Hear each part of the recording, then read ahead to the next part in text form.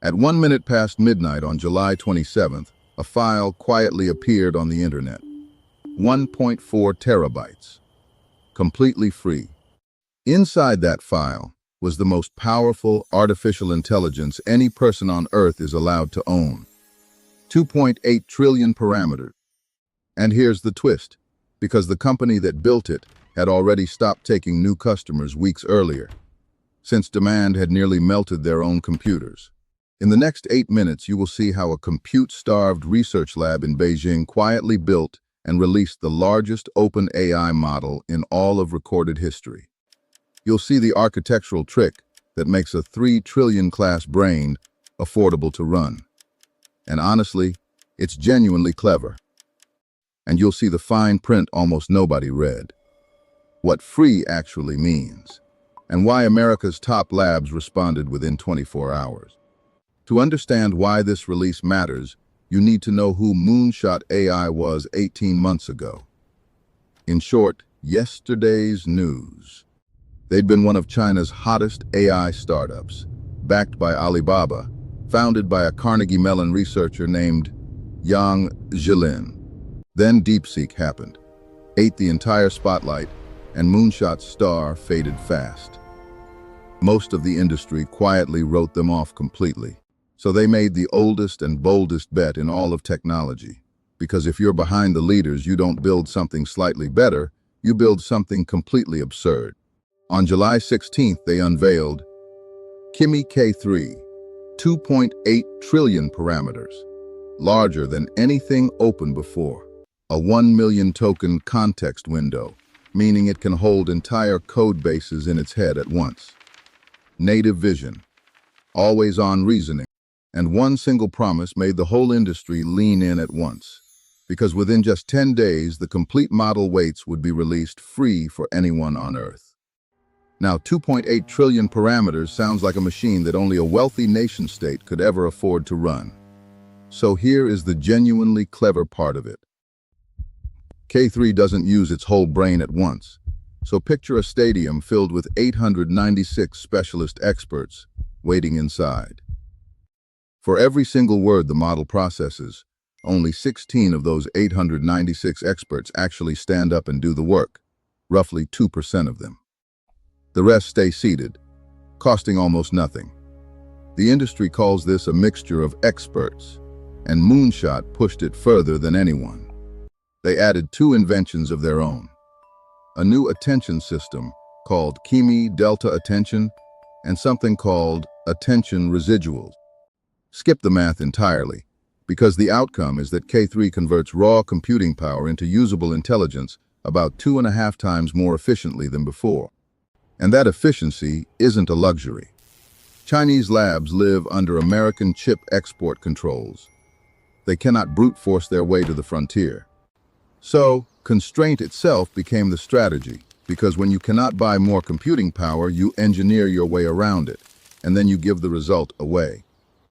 But claims are cheap in artificial intelligence, so instead of taking anyone's word for it, let's look at what independent benchmark testers found when they ran it. On one respected intelligence index, K3 scored within roughly 3 points of the very best closed models from OpenAI and Anthropic. Read that again. The gap between free to download and best money can buy is now about 3 points. 3.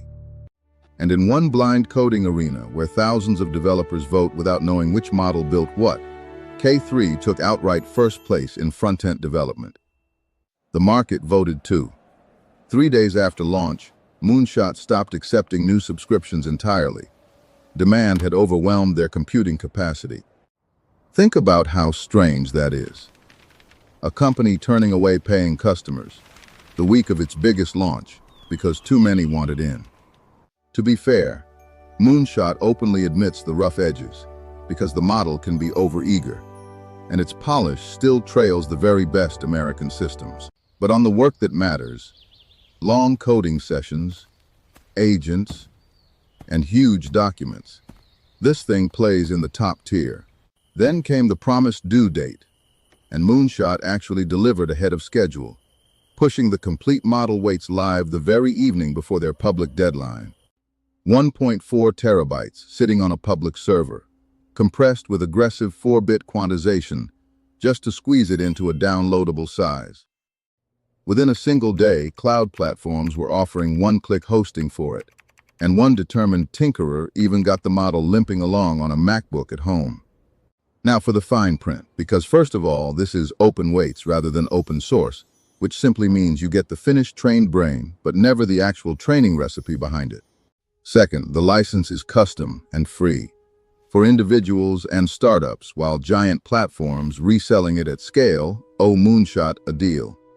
Third, the honest catch, because owning a frontier model and running one are different things. Production needs huge accelerator clusters. So for most people, free really means cheaper and competitive, hosted by someone at a fraction of the closed labs. And here's the quiet revolution, because nobody can ever deprecate it, reprice it, or shut it off, since the weights are out there forever now. The response from America came fast, as Anthropic's CEO published a post that day calling safe open models a public good. Read between the lines here, because the top closed labs are no longer debating whether OpenAI models should even exist. They're simply negotiating the terms now. That very same week, DeepSeek shipped its own next-generation model as well, meaning the two biggest open labs on Earth are now racing each other directly. And every single closed lab now has to price against a competitor that charges absolutely nothing for the model itself. And that pressure points only one direction. 18 months ago, open models were the industry's consolation prize, and today one of them sits 3 points off the frontier, completely free to download. The gap isn't closed, but it's closing faster than anyone predicted, and the finish line just moved somewhere money can't defend alone. So the most powerful AI you're allowed to own is sitting on the internet right now, waiting, which raises the obvious question. Could you actually run this thing yourself, though? Not a data center, but you personally, with real hardware and real money on a real desk in a real home of your own? That's exactly what the next video covers, because we price out precisely what it takes to run frontier AI at home, and where the laughing stops. Subscribe so you don't miss it. This is VoltariumTech. Tech explained properly. We'll see you in the next one.